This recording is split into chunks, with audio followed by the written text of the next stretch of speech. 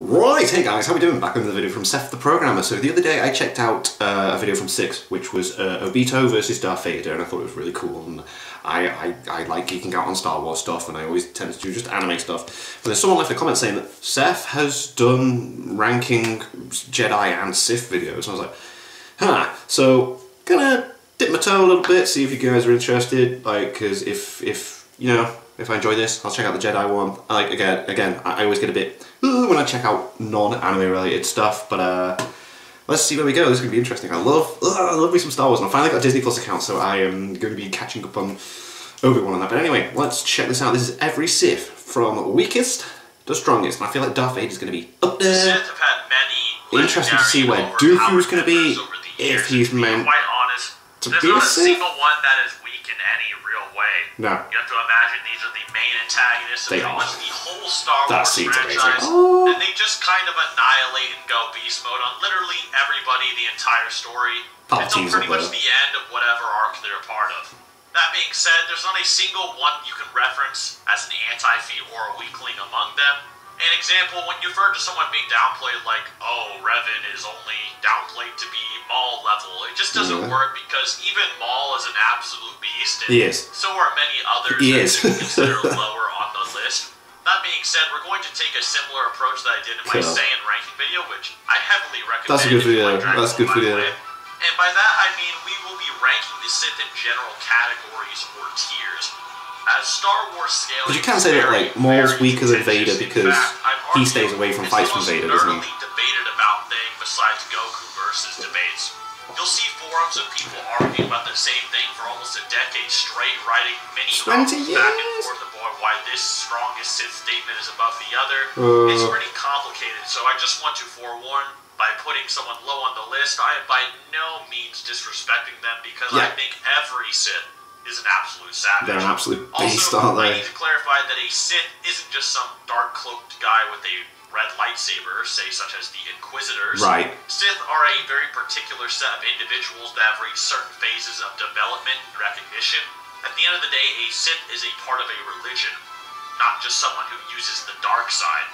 Example, Asajj, Dooku's apprentice, isn't a Sith because of the rule of two, which only allows two Sith at a time. exist at a time, She's just a dark So side Dooku's not one assassin either, though. with a cool lightsaber. Or is he? This video will be using Legends canon, not Disney canon post-2014.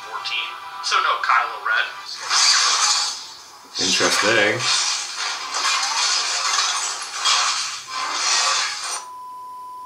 If you want a basic idea of what I think Kylo Ren or Snoke are capable of, and etc., you can watch my Darth Vader versus Kylo Ren video in the description. I might check that out actually, but I feel like Darth Vader would definitely win that. Starting with Class N, we have the Sith Triumvirate from Knights of the Old Republic 2, which is a group of 3 Sith named Traya, Sion, and Nihilus.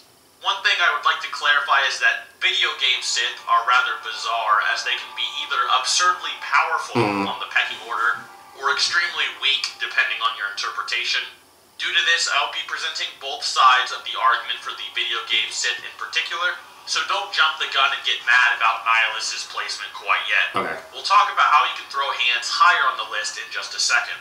The pecking order for the trio of Sith, though, at least by the end of Knights of the Old Republic 2, should see the restored Traya as stronger than Sion, seeing as she was able to force choke him while he had his saber drawn prepared to kill his former master. Makes sense. With Traya stating around the same time that the power that Nihilus possessed was in a whole other realm above her own.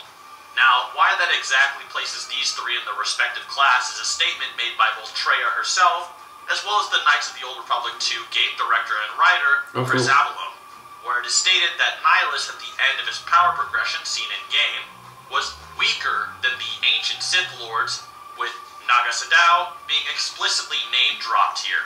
However, it should be mentioned that Traya imagined Nihilus to potentially become a threat to the entire galaxy and all life therein via his trademark prowess over Force Drain.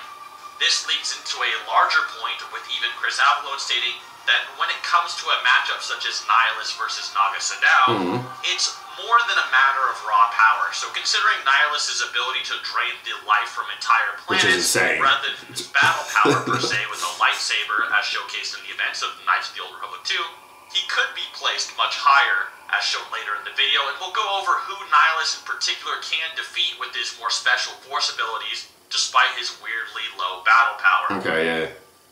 In Class M, we have Naga Sadao. Using the Force is like a weird thing, because people can do different messed up stuff with it, can't they? Nihilus and raw power as already presented, with Ludo Kresh being relative to, but likely just being below Sadao. Since Kresh was the only one of the two to have their blood spilled during their intense sword fight, implying Naga was stronger or a better duelist than him. Something to note is that the Sith Emperor Vitiate at one time feared the spirits of the ancient Sith, with Sadao being named explicitly to be a threat to his power.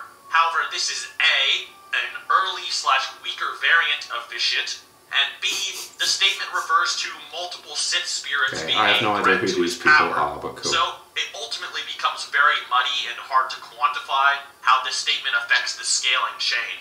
If you take it to the utmost, then obviously the ancient Sith spirits would be a bit higher on the list, which I'll let you guys decide for yourselves. With that being said, we arrive at Class L, populated by Marco Ragnos, Frida Nad, and Karnus Mur. Not much is known about Ragnos' power while he was alive, however, this Sith spirit is implied to be stronger than either of those found in Class M. See, on video game and TV that film Ragnos would knowledge. crush Naga Sadao in an altercation. Frida Nad was as well stated in the fact file number 90 to have become far more powerful than Sadao as well. Karnus Mur is more so a hacks-based fighter or character like Nihilus, seeing as his spirit would simply adopt the power of whoever he can control via his Mur talisman. But to place his actual respective power, he has been compared to Ragnos and Frida Nad, being stated to be a powerful Sith Lord in the same vein as the two noted. I do like the amount of research he does in depth, like checks he has. In Class K, we see Exar Kun and Ulic Keldroma. What names? Exar, with his Sith amulet, was able to completely obliterate the spirit of Frida Nad. Seeing as this amulet is standard equipment, it should be valid to consider this his practical combat strength. Right. Ulic then faces Exar Kun in battle for hours on end, with neither opponent gaining an advantage over the other one, with the spirits of old crowning Exar as the Dark Lord, and Ulic claiming apprenticeship under him. Nice. Considering this alongside the statement from the Complete Encyclopedia calling Exar the most powerful Sith of all time, and trust me, there's a few of those, he would be above. There's a few. In all Right, honesty, okay, though, yeah. they should probably be pretty interchangeable in terms of strength. There is an argument for at least a version of Exar Kun to be placed much higher, considering one's interpretation, which will be noted further along in the video. But as for now, if you think Exar is a lot stronger, hold your horses, because we will be going over the Exar stronger argument when that comes. Nice, I love the Star Wars nerdiness involved in Class this. J, Here we featuring go. Darth Malik and Darth Revan. Yeah. Again, keep in mind that I'm only taking into consideration these characters scaling while they fit at least a somewhat standard definition of a Sith Lord. Seeing as Revan is a fairly anomalous character, that would be especially important to note. With that in mind, Darth Revan should be fairly above Exar Kun, with the new Knights of the Old Republic remake trailer stating he is the greatest Sith in generations, with Exar only having died 2 years before Revan's birth. There you go, right, it's quite close, quite close. It has been all but stated that the Knights of the Old Republic remake will be set in the Legends timeline by members of the current Star Wars continuity team. Cool. Malik should as well be placed in this class for giving Revan a desperate fight. He did lose pretty badly, however, with Revan slicing his jaw off. There is a statement from the Wizards of the Coast website that Malik was far more powerful than Exar Kun. It is questionable, however, if this would apply to base Malik, seeing as the article itself implies he is at his current level of power through the Starge Force super weapon, which is basically a bunch of Jedi amping him. Either way, Malik was in control of the Star Forge while he was the reigning Sith Lord, so either way, these two should be above the likes of those in Class K. Revan and Malik are characters, like I said earlier, that are those interchangeable Sith video game types that can be much higher based on interpretation, especially considering statements we'll go into soon. So I'll go over how high they can be with those interpretations as the time arises. Cool. Another thing about Revan specifically is that when he becomes a Jedi again, he's actually much more powerful, which makes his placement even harder to exactly quantify, since we aren't considering his Jedi progress or amps after he was the Dark Lord. With Class I, things become very subjective, seeing as the characters here originate from the Star Wars The Old Republic MMO, a game with many different campaigns and dialogue options, all determined by player choice. Those characters being the Emperor's Wrath, Darth Nox, and Darth Malgus. What can be said for both Wrath and Nox is that either of them can achieve the title of Outlander.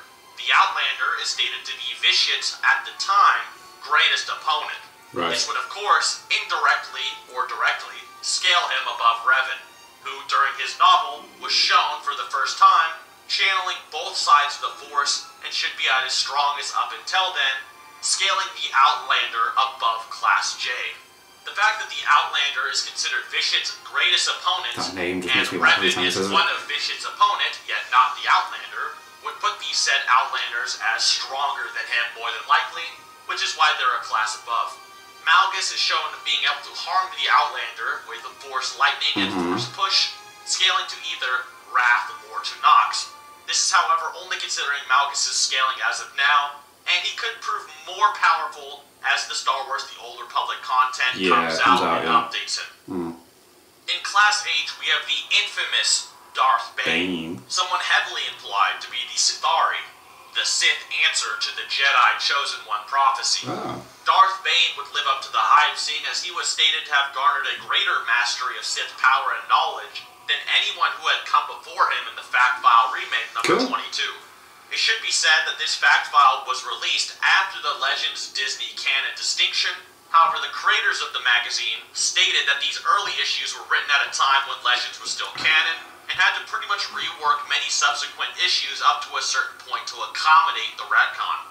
This statement would place Bane above anyone preceding him who would fall into what a Sith was defined to up to that point.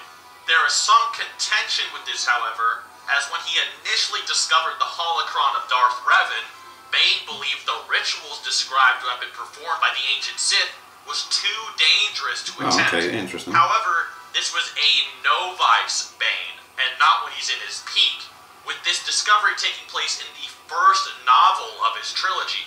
So coupled with the fact file statement, it would just mean that Bane was intimidated at first by but then as he went on, but eventually got the hang of it over his decades of training and studies, and surpassed his predecessors. Darth Bane would also create the Rule of Two, which is basically an order to keep the dark side energy in the galaxy. That's where it's come from. Awesome. I'm learning stuff. Awesome. Whereas when there were numerous Sith in the galaxy, it somewhat diluted this focus and power. The other mechanic behind the Rule of Two is for masters and apprentices to grow stronger and stronger every generation until they could crush the Jedi Order. In Class G, we have the Sith who immediately succeeds Bane in the Rule of Two, that being Darth Zana and Darth Cognis. It's been stated in numerous sources that each generation of Sith, following the line established by Bane, grew in power. Makes sense, yeah, because that's the idea, isn't it? Each generation becomes stronger now because of the way that the Rule of Two works. That makes sense. Person via the Rule of Two, meaning every Sith after Bane in his lineage would be stronger than Bane and stronger than their predecessors as the millennia passes until we eventually reach Sidious. Where it becomes debatable is when we factor in Bane's internal scaling. See, Bane was, for a large chunk of his life, plagued with an infection known as the Orbalisk infection, which was stated to both empower his Force abilities as well as degrade his physical strength, before removing the infection that had left his physical body worse for wear. So is the Mastery of Sith power statement only relevant to Bane pre-Orbalisk? When comparing Orbalisk Bane against post-Orbalisk removal self, I think it's fair to place his peak at taking place during the later stages of his life.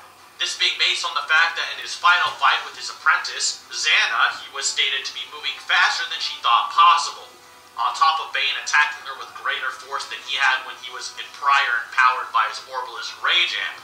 So, Bane would have likely gotten stronger after removing the Orbalisk through years of studying Sith knowledge, therefore they would all surpass this Bane, at least in the Rule of Two. That same power in Bane would then be granted to Darth Zana, Bane's apprentice, who ultimately defeated her master, with Darth Cognis being Zana's successor and about 30 other no-name Sith until we get up to Class F with Darth Tenebrous, who would naturally scale above the likes of Zana and Cognis, per the rule of 2, being 2 spots removed from the last of Bane's successors. Okay. In Class E, we have Darth Maul at his peak during the Clone Wars, alongside his brother Savage. It was stated in the Ultimate Duels guidebook that Darth Maul's battle on Tatooine was proof that the Sith were deadlier than ever. This should place his power above the likes of Tenebris, a Sith who had come before him. Keep in mind that this was an injured Maul, who then grows stronger until his peak in Clone Wars Season 5. Maul also has some pretty crazy hype for his time, being stated to be one of the deadliest Sith in the history of the entire Order.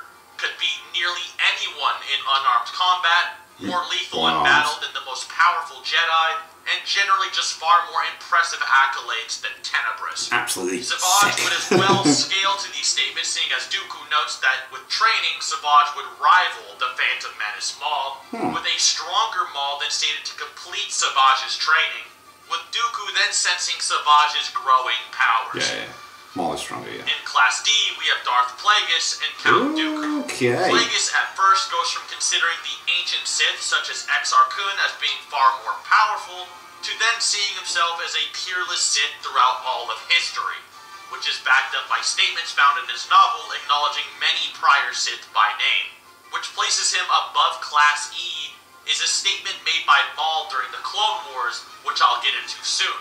Sidious during the Phantom Menace would be relative to Plagueis, who is Sidious's original master, seeing as the author of the Plagueis novel implied that he could possibly undermine Sidious in a duel. To undermine someone would typically mean harming them via secrecy, so it's hard to say what this exactly means. However, based on the context, with this being a saber duel, it's likely it would have been something that would at least scale to Sidious.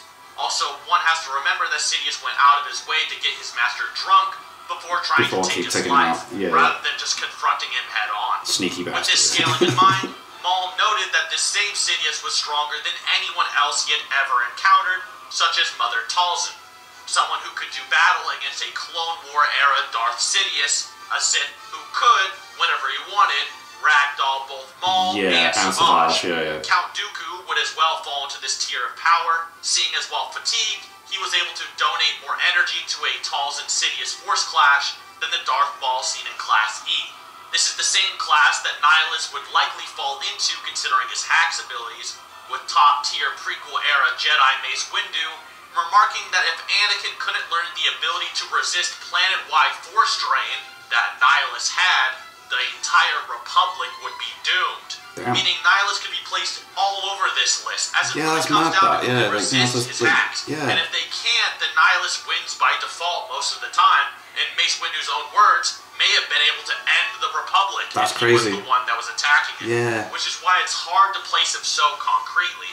The reason Plagueis is not on the same tier as Sidious later is that Sidious, of course, gets stronger over the years, so Plagueis scaling to a weaker Sidious would not place him on the same tier as Sidious in his prime, or Sidious at his peak.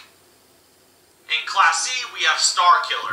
While his best feats are during a time when he wasn't a Sith apprentice, do you think I'd really make a Sith video without this guy? Hell yeah. Even though he's not a Sith, I'm just doing this one for fan service. He's got to, he's so sick. Starkiller was able to defeat Darth Vader 1 year before the Battle of Yavin, or the event of A New Hope. This places Starkiller above Class D, seeing as Vader as early as a year after Revenge of the Sith was stated to be far more powerful than someone who was stated to be able to outclass Mace Windu. All across the board was directly compared to Yoda's level of power.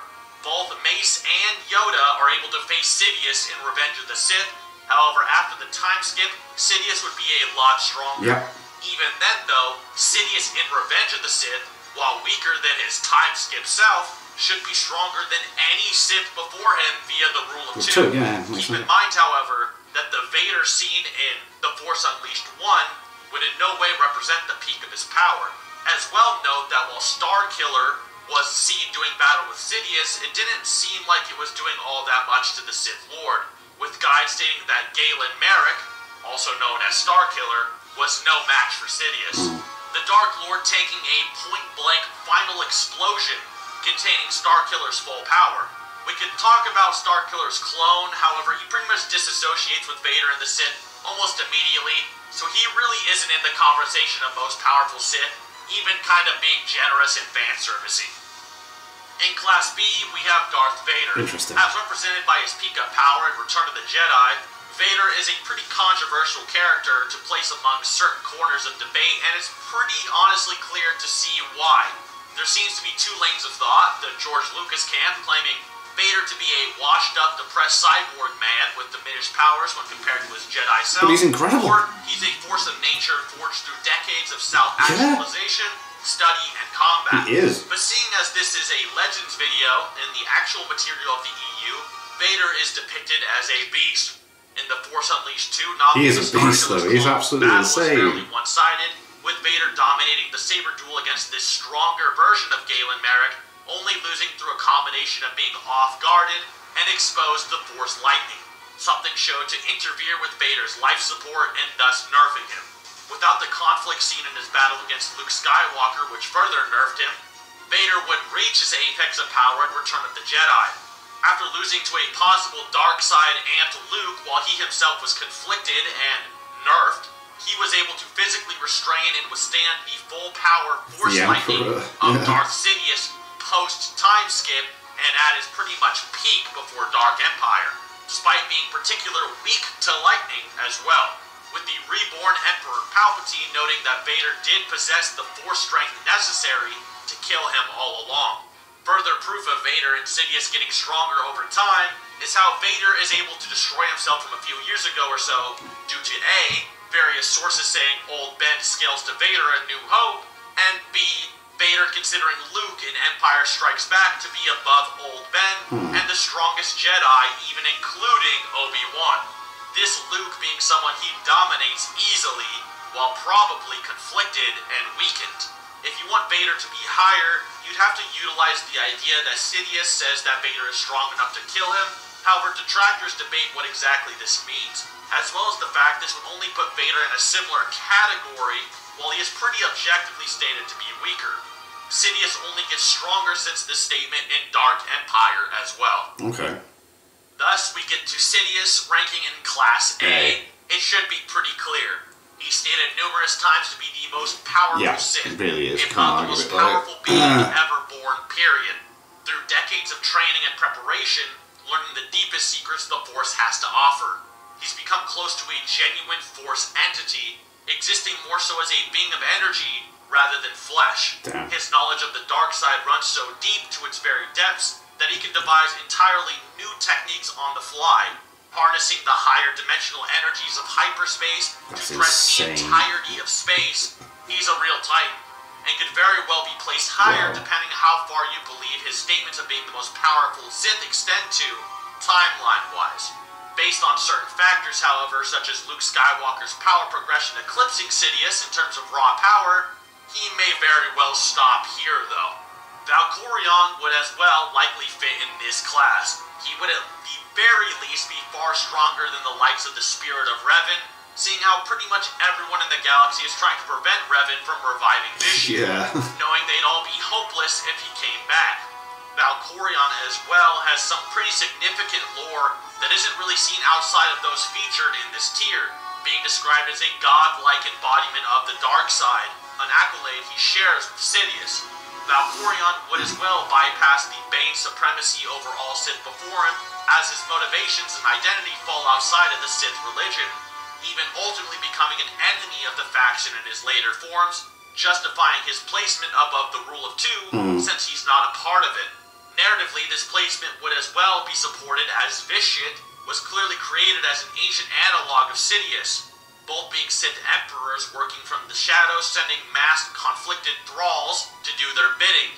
There do exist hushed whispers regarding certain statements directly comparing Valkorion to Sidious, but until those are found, the debate isn't likely to end anytime soon, especially with Sidious possessing statements that he may very well surpass Valkorion, if he's Sith or not.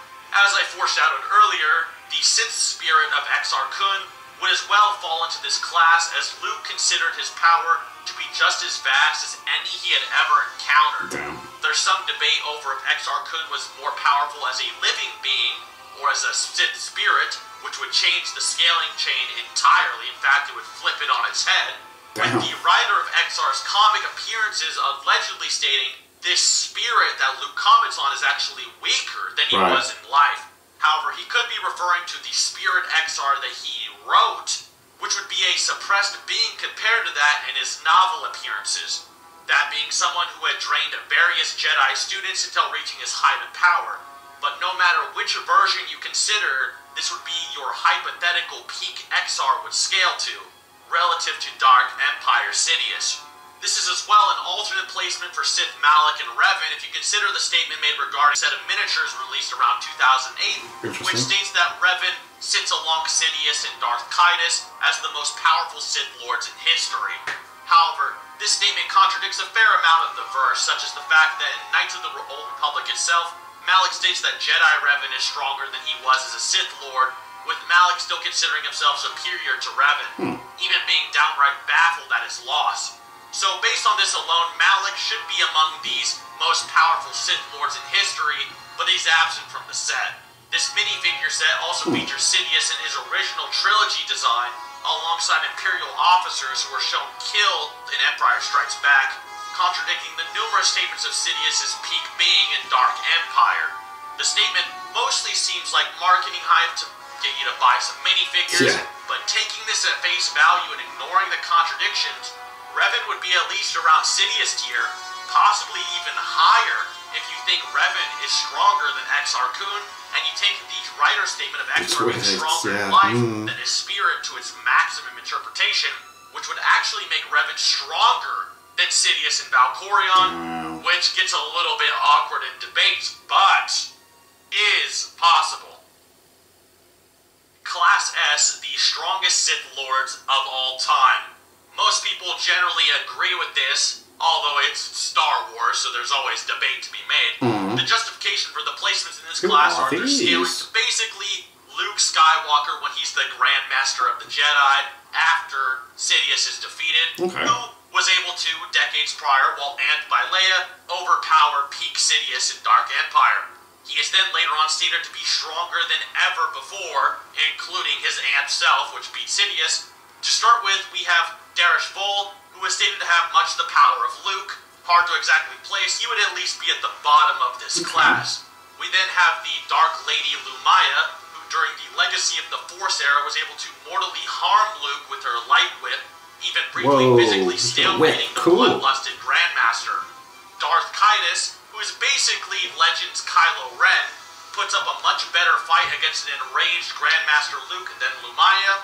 Darth Krayt, Luke's dark side match, who was able to fight relative to Skywalker against Abeloth, being able to puncture her body, even resisting her force blast.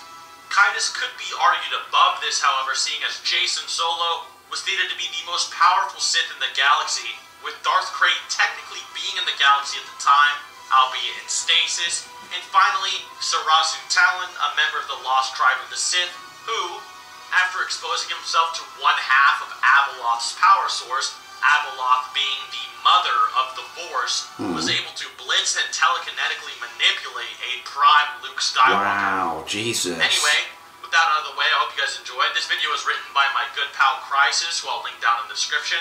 He saw my Vader vs. Kylo video and saw that people wanted to see Legend stuff really bad and not Disney stuff, and said, I'm your guy, so we decided to work on this together. Thank you all for watching. Be sure to give him a look if you like what was said in this video, or just want more Star Wars stuff. Until next time. Awesome. That was cool. Like, I apologize for not being very knowledgeable on quite a lot of people on that list, but it was still quite interesting for him to go through like what they were able to do and who they stack up against. I think what I'll do is, I'll check out, if you guys want, I'll check out the, well, you decide in the comment section, which ones do I check out first? Do I check out, Darth Vader vs. Kylo Ren first, or do I check out the ranking the Jedi video first? You let me know in the comments. But anyway, yeah, thank you to my patrons. If you want to be named at the end of every video I upload, link in the description of the Patreon page. $1 or more is all I ask for the channel. Greatly appreciated. Thank you guys very much for that. And thank you all for watching. What do you guys think of that? What do you guys think of this? Click like, subscribe, leave comments down below. Let me know that I should watch discuss in future videos. And I'll see you guys next time.